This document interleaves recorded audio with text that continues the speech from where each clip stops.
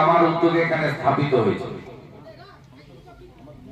অনেক পরিযায়ী লোকেরা আসবে, মূর্তিটা শুভেন্দু অধিকারী তৈরি করে দেওয়া, এখানে এসে ফুল দেবেন দোকান কাটারা, তাতে আমার কোনো আপত্তি নেই।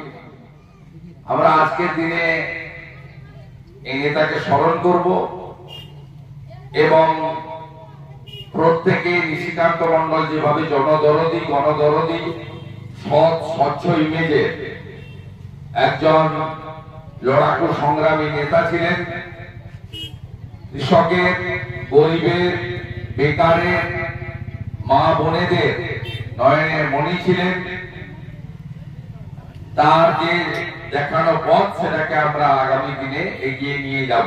শ্রদ্ধা জ্ঞাপন করলেন বিকালে চন্দ্রিমা ভট্টাচার্য আসবে আবার এই এলাকায় শ্রদ্ধা জ্ঞাপন করতে। চন্দ্রিমা ভট্টাচার্য আসবে। মূর্তিটা আমি তৈরি করেছি, মূর্তিটা আমি করেছি, এটা এমএলএ ল্যাডের টাকায় হয়েছে। এগুলো মালা টালা দিয়ে যাবে, আমার বানানো।